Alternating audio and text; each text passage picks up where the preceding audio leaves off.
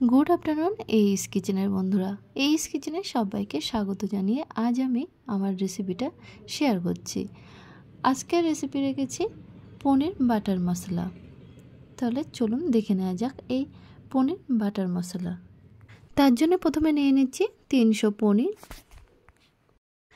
এবং কিছুটা কাজু বাদাম। আর এখানে নিয়েছি 4টে পেঁয়াজ, 4টে টমেটো, কাঁচা লঙ্কা, রসুন, আদা এবং ধনিয়া পাতা। প্রথমে দেখুন পনিরগুলো এরকম সাইজের করে কেটে নেব। এরপরে পেঁয়াজগুলো কিন্তু একটু মোটা সাইজের করে কেটে নেব, যেহেতু এগুলো পেস্ট করে নেব। এরপরে দেখুন আদাগুলো একটু ছোট ছোট টুকরো করে কেটে নিচ্ছি, এগুলো পেস্ট হবে একসাথে। এরপরে টমেটোগুলো একটু ছোট ছোট করে কেটে নিলাম, টমেটোগুলোও কিন্তু আলাদাভাবে পেস্ট করে নেব। তারপর মিডিয়াম ফ্লেমে একটি কড়া বসে কড়াইয়ের মধ্যে 2 চামচ বাটার দিয়ে দেবো। বাটারের মধ্যে দিয়ে দিচ্ছি 1 চামচ হলুদের পাউডার, 1 চামচ কাশ্মীরি লঙ্কার পাউডার এবং 1 চামচ লবণ। এরপরে দেখুন কেটে রাখা পনিরগুলো একদম লো ফ্লেমে হালকা করে ফ্রাই করে নেব।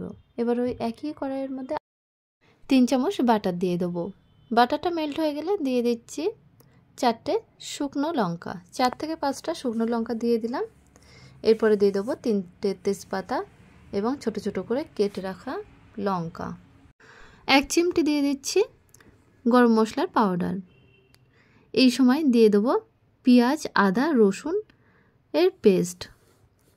এগুলো দিয়ে বেশ ভালোভাবে নাড়াচাড়া করে মশলাটা কষিয়ে নেব, যাতে করে এই মশলাগুলোর কাঁচা ভাবটা না থাকে।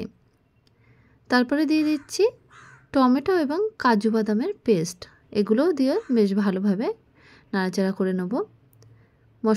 সমস্ত মশলাগুলো একসাথে কষিয়ে নেওয়ার পরে দেখুন মশলার গা থেকে যখন তেল ছাড়া ভাব চলে আসছে, তখন গ্যাসের ফ্লেমটা একদম লোতে দিয়ে দিচ্ছি 1 চামচ লবণ, ছোট 1 চামচ হলুদের পাউডার, 1 চামচ কাশ্মীরি লঙ্কার পাউডার, 1 চামচ জিরে পাউডার এবং হাফ চামচ গোলমরিচের পাউডার, আর দিয়ে দেবো 1 চামচ ধনিয়া পাউডার। মশলাগুলো বেশ ভালোভাবে মিক্সড করে নেব।